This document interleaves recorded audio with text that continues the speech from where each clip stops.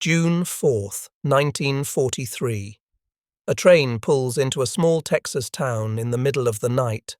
On board, 1,850 German soldiers from Rommel's Afrika Korps, some of the most elite fighters Hitler had, and one of them's got a diary hidden in his jacket, writing words that could have gotten him thrown in solitary by his own officers. "The Americans must be lying to us," he scribbles. "No nation could possess such abundance while fighting a war on two fronts." Here's the thing. This guy just looked out the train window and saw something that completely contradicted 3 years of everything he'd been told. Electric lights. Everywhere. Every farmhouse, every street corner, every shop blazing at 10 p.m. on a random Tuesday night. Back in Germany, total blackout since 1940. Even before the war, barely 20% of German farms had electricity. But here in Texas, in what he'd been taught was a weak, collapsing America, electricity flowed like water. What none of these 1,850 veterans knew was that they were about to experience the most mind-bending psychological transformation you can imagine.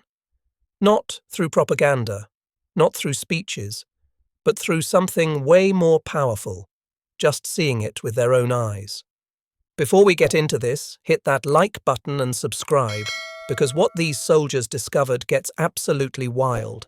I'm talking swimming pools in prison camps, production numbers that seemed impossible, and a twist at the end that'll blow your mind.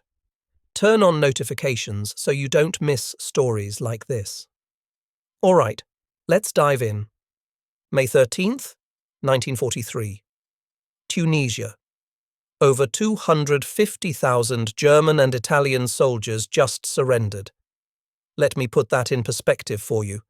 That's not some random battalion getting caught off guard.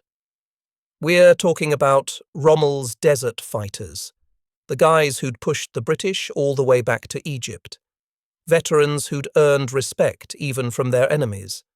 Men who'd been through hell in the desert, survived sandstorms and tank battles, and honestly believed they were fighting for a side that couldn't lose. These weren't rookies. One of them was Headman Friedrich Radke, Iron Cross, First Class. Fought in France, got wounded twice in North Africa. The kind of guy who'd seen everything, or so he thought. Battle scars, years of experience, the whole package. He kept a diary, which historians found decades later in the National Archives, and what he wrote over the next few years would map out one of the biggest mental shifts you can imagine. This wasn't just some guy changing his mind about politics. This was a complete worldview collapse. Picture this. You're a battle-hardened veteran. You've been told your whole life that your side's superior, that the enemy's weak and collapsing under the weight of their own decadence. Then suddenly, you're a prisoner and reality starts looking different. Really different. First stop? Oran, Algeria. Makeshift camps where 30,000 guys waited for transport ships. And right away, something felt off. The Americans processed thousands every single day with this crazy level of organization. Identity cards photographed and filed, medical exams completed, inoculations administered. Every single person tracked and documented with precision that honestly exceeded anything these veterans had seen from their own command structure. They even explained Geneva Convention rights in fluent German, officers trained specifically for this moment standing there rattling off regulations like they'd been doing this for years. But here's what really started messing with their heads: the food. Obergefreiter Hans Müller, captured with the 21st Panzer Division, wrote to his mother 8 months later. In the camp at Oran, while they waited for ships, the Americans fed them better than they'd eaten in 6 months of desert combat. White bread, real coffee, not the burnt barley substitute they'd been choking down. Meat twice a day, actual meat, not rations stretched so thin you could barely taste it. They thought it was some kind of setup, that the Americans were trying to impress them for propaganda purposes. They didn't realize this was just standard military rations, just what American soldiers ate every single day. The ships that carried them across the Atlantic? That's where things really started getting weird. These were Liberty ships, and get this, the SS Robert E. Peary had been built in 4 days, 15 hours, and 29 minutes at Kaiser Shipyards in Richmond, California. You heard that right, 4 days to build an entire ocean-going vessel. These ships were rolling out at a rate of 3 per day at peak production. 3 complete ships, every single day. If the Germans had known that number, they would have dismissed it as straight-up propaganda. Impossible fantasy numbers designed to scare them.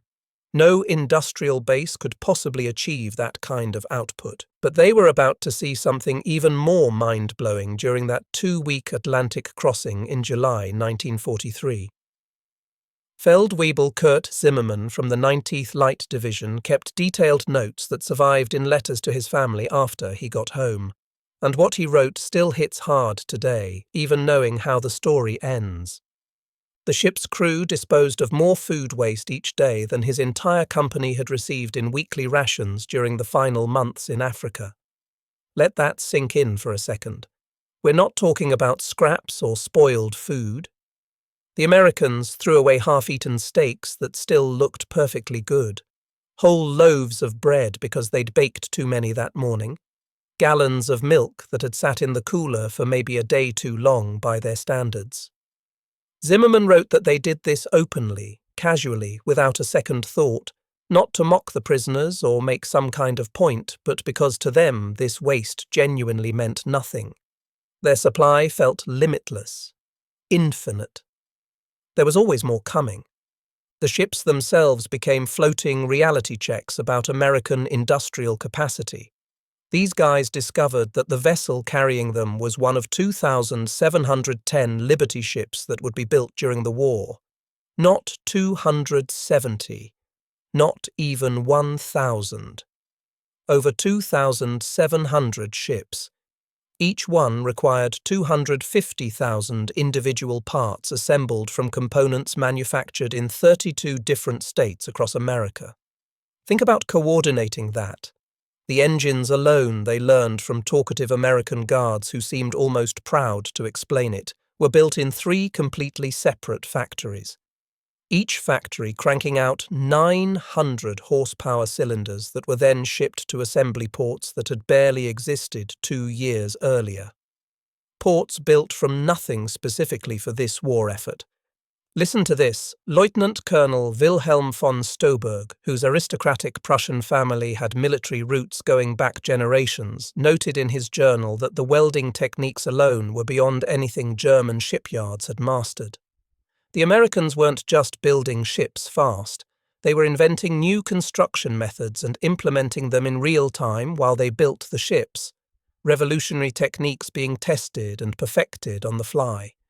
And they were doing this while fighting on 2 fronts, supplying allies across multiple oceans, keeping Britain fed and armed, and apparently feeding their sailors so incredibly well that throwing away perfectly good food didn't even register as wasteful or concerning.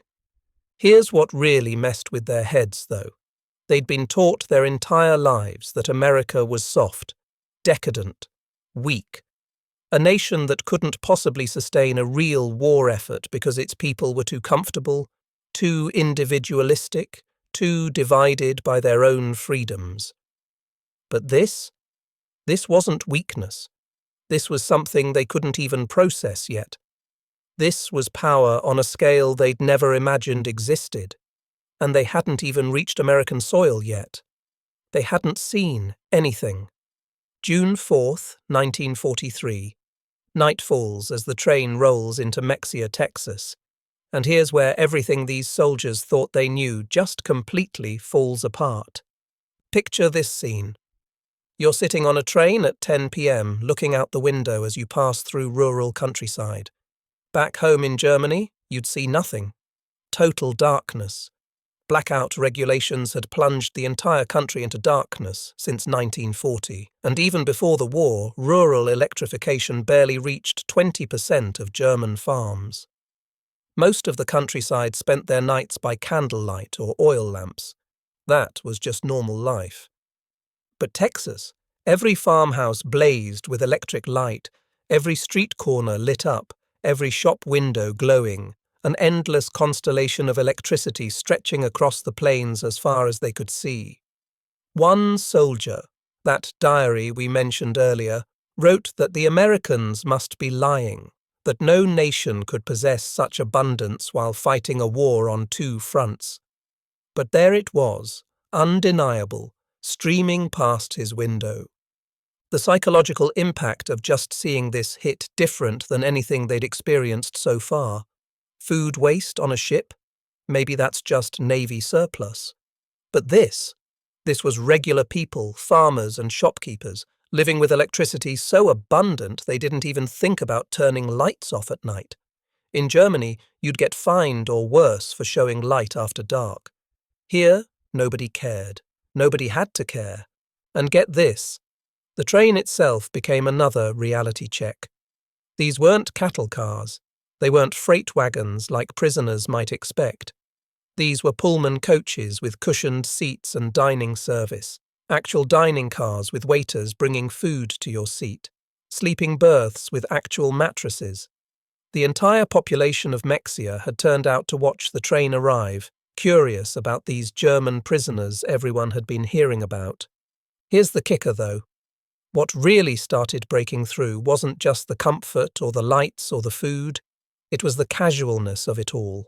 Americans treated all of this, the electricity, the waste, the comfortable train cars, the abundance, like it was completely normal. Because to them, it was. They'd grown up with this. They didn't know anything different.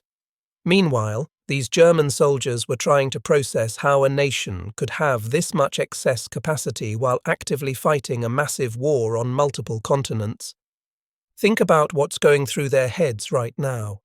They'd been told America was weak, that the Depression had broken the country, that Americans were soft and couldn't handle real hardship. But that story wasn't matching what they were seeing with their own eyes. Not even close. The train kept rolling through the Texas night, past more lit-up farmhouses, more thriving small towns, more impossible abundance. And they hadn't even seen the camps yet. All right, here's where it gets absolutely wild. The camps themselves completely shattered whatever expectations these guys had left. Camp Hearn in Texas, one of over 500 camps that would eventually operate across 45 states. And listen to this, prisoners got paid 80 cents per day for work. Now that might not sound like much until you realize that was actually more than German soldiers earned while actively fighting in combat zones. You're a prisoner of war, right? You've been captured, you're supposed to be, well, imprisoned, confined, restricted, and you're making more money than you did risking your life dodging bullets in the North African desert. That math wasn't mathing for these guys at all, but the money was just the start.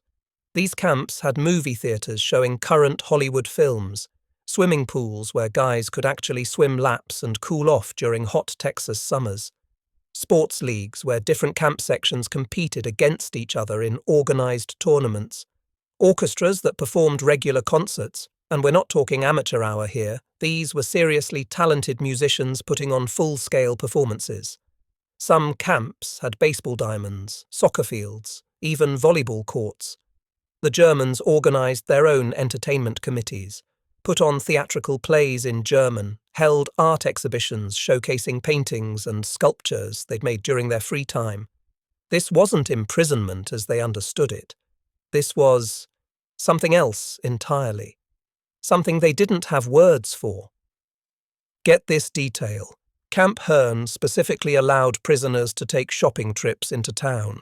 Supervised, sure, but they could walk into actual American stores, interact with local families, buy cigarettes and snacks, and personal items with their wages. American civilians would invite groups of prisoners over for Sunday dinner like they were foreign exchange students or something. Kids would come up and practice their German with them, curious and friendly. The prisoners weren't treated like dangerous enemies who needed to be feared. They were just there, part of the community, almost. Neighbors, in a weird way. The educational programs honestly rival what you'd find at some universities back in Germany. Over 40,000 prisoners enrolled in various courses across all the camps. 30,000 were taking English classes, learning the language of their captors because, why not? They had time, resources, and teachers. 15,000 in vocational training learning actual trades they could use after the war: carpentry, mechanics, electrical work, plumbing. Practical skills that would help them rebuild their lives. Some guys were taking full university correspondence courses, working toward degrees while imprisoned. The camps had libraries stocked with thousands of books in German and English. German newspapers were published, 135 different camp newspapers across the entire system, covering news, sports, editorials, even comics. But here's what really got them. Christmas, 1943. The camps put up decorated Christmas trees in the mess halls. Actual wrapped gifts were distributed to prisoners, small things like tobacco, candy, personal care items. But still. The mess halls served special holiday meals with turkey, ham, stuffing, desserts, all the traditional stuff you'd expect at a real Christmas celebration. Music, singing, the whole experience. These guys were spending Christmas as prisoners in enemy territory, thousands of miles from home, and they were celebrating with more abundance and joy than their families back home could manage under rationing and bombing raids. Think about the mental gymnastics happening in their heads right now. They're writing letters home, carefully worded to get past censors, obviously, but trying to explain this reality to families who are dealing with severe rationing, constant bombing raids, chronic shortages of everything from food to fuel.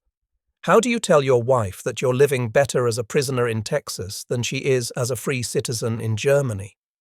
How do you explain to your kids that daddy's eating better food, watching movies, swimming in pools, and getting paid while imprisoned than they are back home? Multiple prisoners later admitted that was the breaking point for them. That's when they really started questioning everything they'd been taught about the world, about their country, about the enemy. One guy wrote that he'd realized something genuinely disturbing.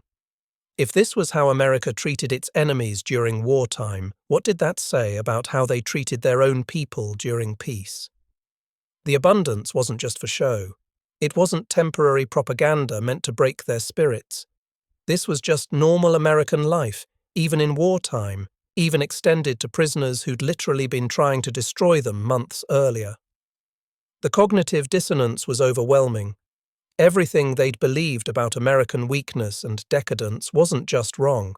It was completely backwards. America's strength came from that very prosperity and freedom they'd been taught to despise as weaknesses. And they still hadn't seen the full picture.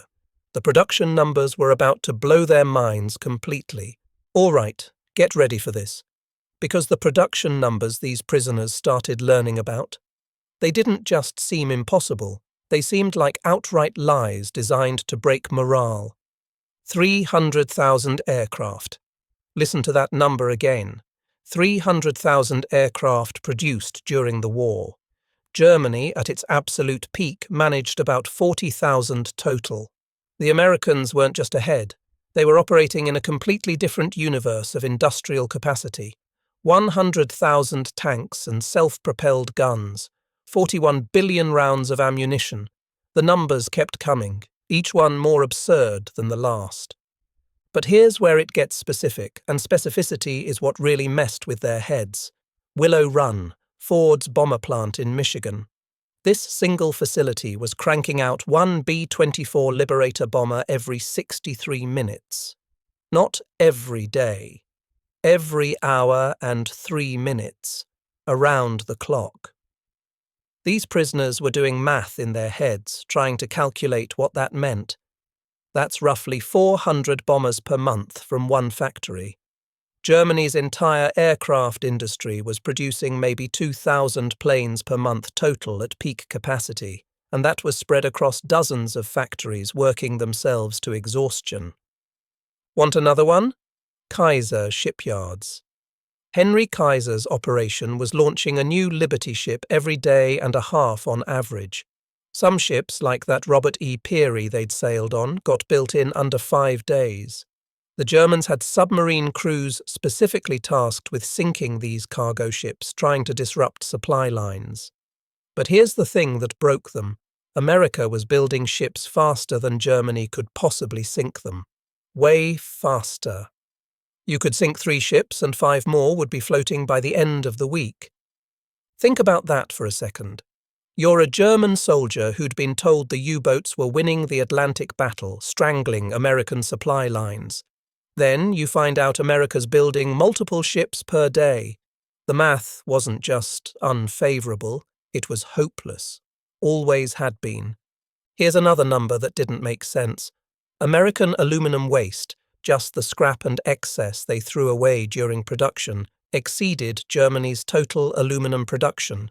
Not matched it, exceeded it. They were wasting more than Germany could make. One prisoner who'd worked in logistics before the war tried explaining this to his bunkmates, and nobody believed him at first. It was too absurd. How do you fight a country that casually discards more resources than your entire nation can produce? The prisoners working in American factories, because they had prison labor programs where guys could volunteer for factory work, got to see this up close. Assembly lines moving so fast they seemed almost choreographed. Raw materials flowing in from rail yards that never seemed to empty. Finished products rolling out at rates that would have required 3 shifts and mandatory overtime in Germany, but here it was just normal Tuesday production. Get this detail that really hammered it home. American factories had so much excess electricity that they ran full production at night without thinking twice about it. Blazing lights, full staff, machines running 24/7. In Germany, factories fought for every kilowatt of electricity, scheduled production around available power, dealt with constant shortages. Here, flip a switch. Problem solved. Need more power? Build another generator. Simple. But here's what really got to these guys on a psychological level. They started realizing the war was never winnable. Not, we're losing. That was obvious by this point. But we couldn't have won even if everything went perfectly. Even if every battle had gone their way, even if every strategic decision had been flawless, the industrial math made victory impossible. America could lose equipment faster than Germany could destroy it and still come out ahead. One officer who'd been part of strategic planning wrote in his diary, and this is rough to read even now, that they'd been sent to fight an enemy they never understood. They'd calculated American industrial capacity based on pre-war numbers and Depression-era limitations. They thought America was still recovering, still struggling, still divided. They had no idea that wartime production had transformed the country into something unprecedented in human history. An industrial colossus that made their own capabilities look almost medieval by comparison. Letters home started changing tone around this time. Earlier letters had been optimistic, or at least hopeful. We'll be home soon, the tide will turn. But by late 1943, early 1944, you could feel the shift. Carefully worded hints that maybe, just maybe, everything they'd been told wasn't quite accurate. Suggestions that America wasn't what they'd expected. Questions about what would come after the war, because the idea that Germany could still win was becoming impossible to maintain. The numbers kept piling up. 43 million tons of shipping built, 2.6 million trucks produced. The Jeep alone, just that one vehicle, saw 640,000 units built. More Jeeps than Germany had trucks of all types combined. And America was handing them out to allies like party favours. Soviets got them, British got them, Free French forces got them. Meanwhile, Germany was struggling to keep existing vehicles running with parts cannibalized from broken-down units. You know what the final kicker was? These prisoners found out that civilian car production in America didn't stop until 1942, February 1942 to be specific. Germany had converted to total war production years earlier. America fought through 1941, Pearl Harbor was December, while still making civilian cars. still producing consumer goods, still letting people buy new vehicles. And then, when they finally did convert to military production, they absolutely buried Germany in output. The psychological impact of understanding this was devastating. These weren't stupid guys. They were educated, experienced soldiers who understood logistics and supply chains. They could do the math, and the math was screaming one message: the war was over before it started. America's industrial base was so overwhelmingly superior that Germany never had a realistic path to victory. All that fighting, all those casualties, all that destruction, pointless. Inevitable defeat was baked into the equation from day one. And the really crazy thing? Americans didn't even seem to think this was impressive. They just treated it as normal. Of course we make 300,000 planes. Of course we build ships in 5 days. Of course we have electricity everywhere and throw away food and waste more aluminum than you can produce. That's just how it is. The casual confidence of unlimited capacity. That's what really got into these prisoners' heads and changed how they saw the world. All right, here's where the story gets even more interesting. By the end of the war, 371,683 German prisoners had passed through over 500 camps spread across 45 states. That's a massive operation, right? Every state except Nevada, North Dakota, and Vermont had camps. Some held 250 guys, others housed up to 12,000. The whole system was processing an average of 20,000 new arrivals monthly in 1943, ramping up to 30,000 after D-Day and hitting 60,000 per month in the final months of the war. Now here's what's absolutely wild about this. Out of 371,683 prisoners, only 2,222 even attempted to escape. That's 0.6%, less than 1%. Think about that for a second. You've got over 370,000 enemy soldiers held in camps across an entire continent, and basically nobody's trying to leave. And successful permanent escapes? Zero. Flat zero. Most guys who did try got recaptured within 24 hours, usually because they just wanted to see what was beyond the camp fence and then came back on their own. No American civilians were harmed by escaped prisoners. Not one. Why weren't they running? Well, where exactly were they going to run to? Canada? Mexico? And more importantly, why would they? They were eating better than they had in years, getting paid, learning skills, watching movies, playing sports. The camps weren't perfect, sure, but compared to being shipped back to a bombed-out Germany that was actively losing the war, most guys did the math and decided Texas wasn't so bad.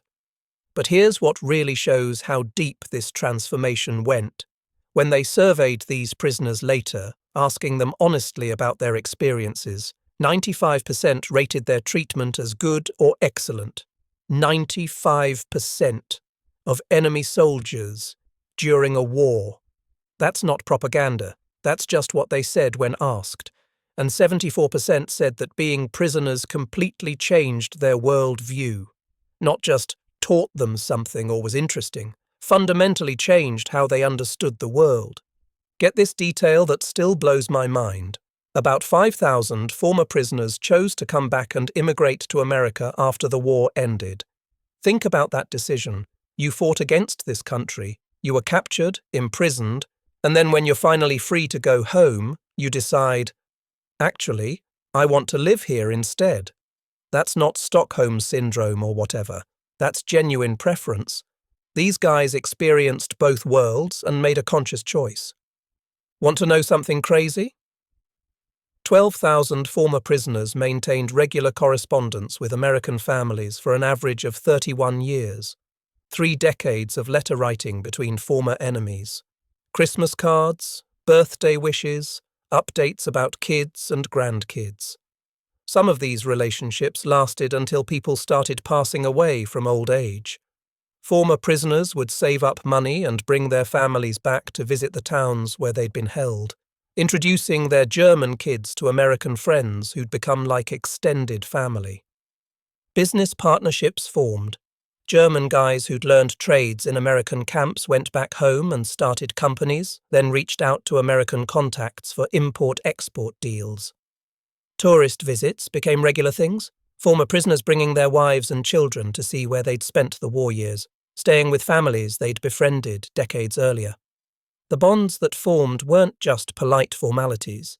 They were genuine, lasting connections. Here's where it gets really interesting from a historical perspective. West Germany's economic miracle in the 1950s, the Wirtschaftswunder, didn't happen in a vacuum.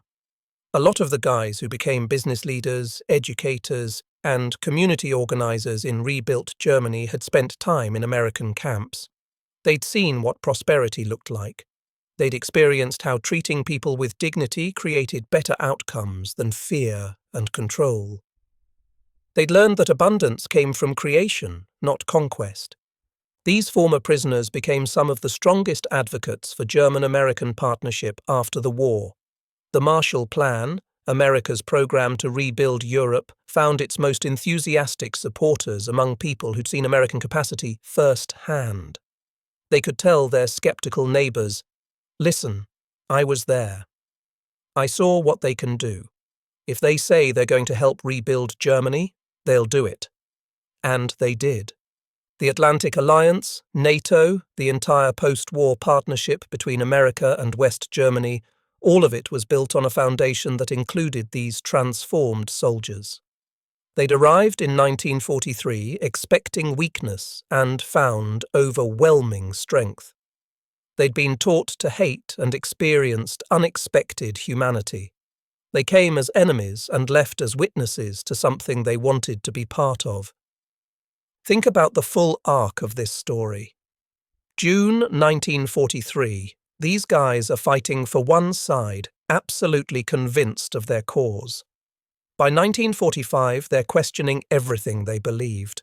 By the 1950s, they're helping build a democratic Germany allied with the very country that defeated and imprisoned them.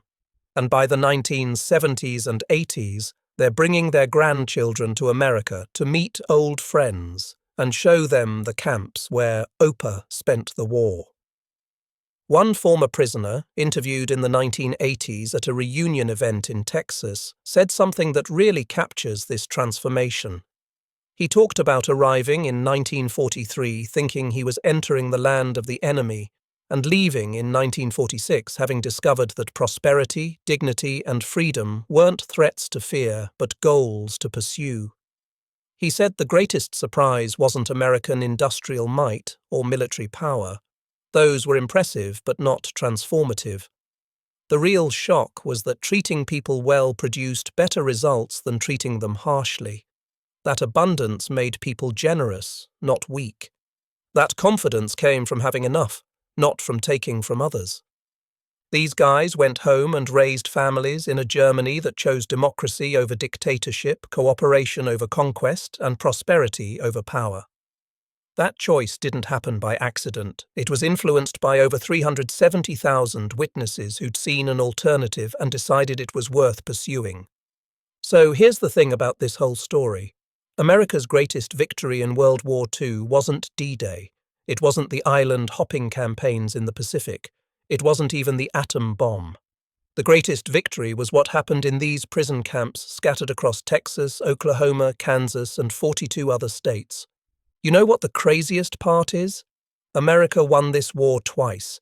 Once on the battlefield with tanks and planes and bombs, the conventional way everyone talks about. But the second victory? That happened quietly in camps where enemy soldiers watched movies, learned English, and wrote letters home about electric lights and swimming pools and food that didn't run out. Think about what actually happened here. Over 370,000 German soldiers arrived believing one version of reality.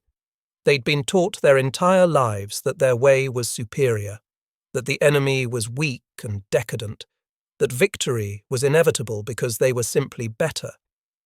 And then they spent months or years just living in America, seeing it, experiencing it, not through propaganda or speeches, but through daily life. They discovered that prosperity wasn't weakness, that treating people with dignity wasn't soft, it was strategic, that abundance came from building things, not taking them, that confidence came from having enough, not from needing more. These weren't abstract lessons taught in classrooms. These were things they lived and breathed every single day.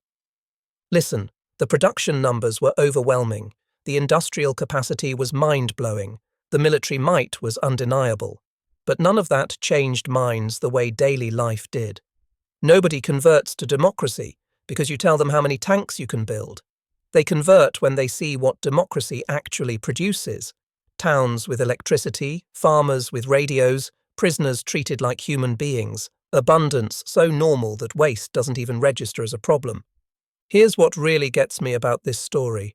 Those 1,850 men who stepped off the train in Mexia, Texas in June 1943, they were warriors, battle-hardened veterans who'd survived the African desert, who'd earned medals for valor, who'd proven themselves in combat. They weren't weak, they weren't cowards. They were legitimate, dangerous enemy soldiers. And America broke them without breaking them, changed their minds without torturing them, won their respect without demanding it, transformed them from enemies into allies through the simple, overwhelming act of just being prosperous and decent about it. By 1946, when these guys started shipping home, they weren't the same people who'd arrived. They'd seen too much, learned too much, experienced too much. You can't unsee electric lights blazing across an entire countryside at night. You can't untaste real coffee and fresh bread every morning. You can't unlearn that prosperity and freedom might actually go together instead of being opposites. They went back to Germany and helped build something new. The democratic Germany that emerged from the ruins of the war, allied with America, committed to cooperation instead of conquest, focused on creating wealth instead of taking it, that was built by people who'd learned different lessons. And a significant number of those people had learned those lessons in American prison camps. Get this final detail that really brings it all together. In the 1980s, there was a reunion event in Texas. Former prisoners, now in their 60s and 70s, came back with their families. American guards, also now elderly, showed up. Families who'd hosted prisoners for Sunday dinners brought their grandchildren. And these people, former enemies, remember, spent the weekend sharing stories, laughing, crying, hugging each other like old friends, because that's what they'd become. One guy stood up and gave a speech, said something like, "We came here as conquerors and left as students. We arrived believing in superiority through force and left understanding prosperity through freedom. We thought we'd been captured by a weak enemy. We discovered we'd been defeated by something we'd never encountered before, a system that worked because it made people want to participate. That's the real story here. Not just that America won a war. That's the easy part. Throw enough resources at any problem and you can solve it through force. The hard part, the really impressive part, was winning the peace before the war even ended. Converting over 370,000 enemy soldiers into witnesses, advocates, and eventually allies. That's not something you do with weapons. That's something you do by showing people a better way and letting them choose it for themselves. Those trains that rolled into Texas in 1943 carried warriors of the Third Reich. The ships that left in 1946 carried architects of democracy. They'd seen the future, and it worked. They'd witnessed what free people could build when they worked together. They'd experienced what happened when a society focused on creation instead of destruction, on abundance instead of scarcity, on dignity instead of dominance. And here's the final kicker, the absolute last piece that makes this whole story wild. Germany lost the war militarily, no question about that. But the German people, the regular soldiers and citizens, they won something too. They won the chance to rebuild their country based on better principles. They won partnerships instead of enemies. They won prosperity instead of conquest. And a lot of them won that chance because they spent time as prisoners in America and discovered that losing to the right opponent might be the best thing that ever happened to them. America's secret weapon wasn't the atom bomb or the Sherman tank or the B-24 bomber. It was the simple, undeniable reality of what free people could achieve when they built instead of destroyed. The German prisoners were stunned by American industrial might, but more importantly, they were changed by it. And in that change lay the foundation for a better world. That's how you really win a war, not just by defeating the enemy, but by showing them why fighting you was a mistake in the first place. Not through propaganda, but through prosperity. Not through speeches, but through swimming pools and electric lights and food that never ran out.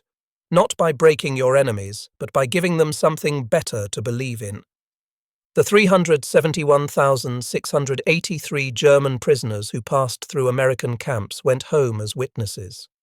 And their testimony, written in letters, spoken in conversations, lived through their choices, helped transform Germany from an enemy into an ally, from a conquered nation into a partner, from a threat into a friend. Sometimes the greatest victories aren't won on battlefields. Sometimes they're won in prison camps in Texas where enemy soldiers discovered that everything they'd been taught was backwards. And sometimes the most powerful weapon isn't a bomb. It's just showing people what's possible and letting them decide for themselves. That's the story. That's what happened when 1,850 Africa Corps veterans stepped off a train in Mexia, Texas, and looked out the window at a night full of electric lights. They came as prisoners. They left as witnesses. And the world changed because of what they saw. If this story blew your mind like it did mine, hit that like button. Subscribe for more insane history that actually happened. And drop a comment. I want to know what shocked you most about this whole thing. The lights? The food? The fact that basically nobody even tried to escape? Let me know. I'll see you in the next one.